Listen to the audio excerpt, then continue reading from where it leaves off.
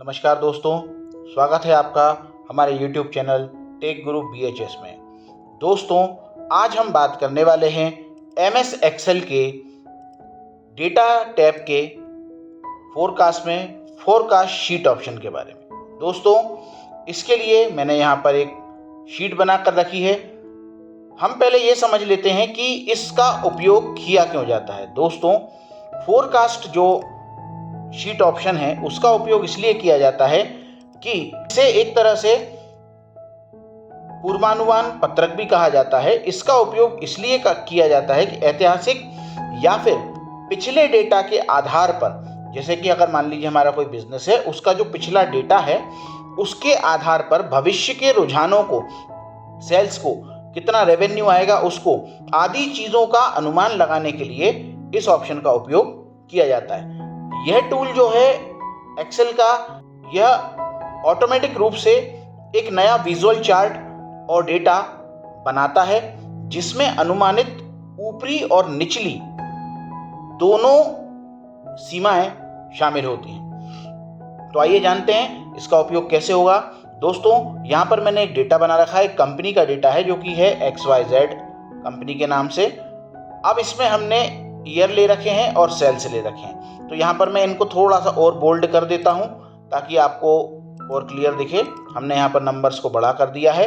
अब हम वापस जाते हैं डेटा टैब पर। यहाँ पर हमने डेटा को सिलेक्ट कर लिया और इसके बाद हमारा जो डेटा है उस पर आने के बाद हम यहाँ फोरकास्ट शीट पर जैसे ही यहाँ पर क्लिक करेंगे तो देखिए हमारे सामने यहाँ पर एक चार्ट बनकर आ रहा है।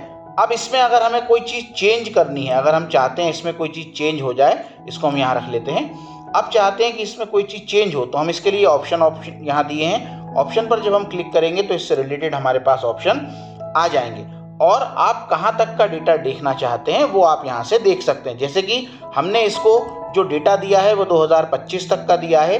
हम चाहते हैं अगले 3 साल का डेटा हमें ये दिखाए, तो हम यहाँ से 2028 इसको कर देते हैं या 29 कर देते हैं। अगले 4 साल का डेटा हम देखना चाहते हैं, अनुमानित जो भी डेटा है वो हम देखना चाहते हैं। इसके बाद ये चीज़ें करने के बाद जैसे ही हम यहाँ पर क्रिएट पर क्लिक करेंगे तो देखिए हमारे सामने ये एक चार्ट बनाकर यहाँ प्रस्तुत कर देगा।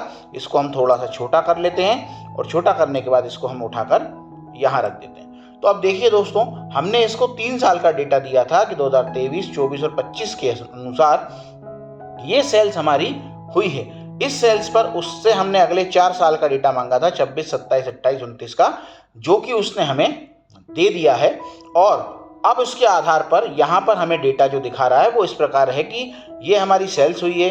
फोरकास्ट में उसने हमें दिखाया कि अनुमानित जो सेल होगी वो लगभग इतनी जा सकती है। अगर आपका कॉन्फिडेंस लोअर रहा, आप ज़्यादा अच्छा परफॉर्मेंस नहीं दे पाए, तो आपकी जो सेल्स रहेगी वो इतनी रहेगी। और अगर आप बहुत ज़्यादा अच्छा परफॉर्मेंस दे पाए तो आपकी जो सेल्स रहेगी वो लगभग इतनी जा सकती है।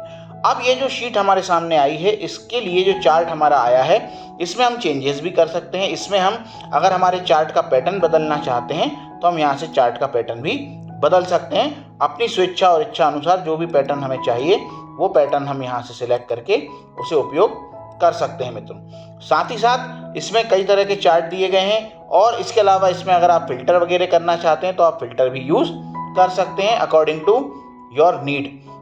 जैसा आप चाहेंगे वैसा आप इसको यूज़ कर सकते हैं। तो दोस्तों, आई होप आपको ये इन्फॉर्मेशन समझ आई होगी।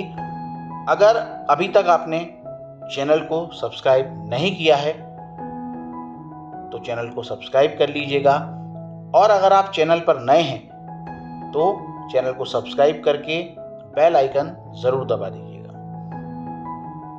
दोस्तों, आपका एक लाइक, एक शेयर, एक सब्सक्राइब हमें मोटिवेट करता है आपके लिए और भी बेहतर वीडियो बनाने के लिए। तो मिलते हैं अगले वीडियो में, तब तक के लिए नमस्कार।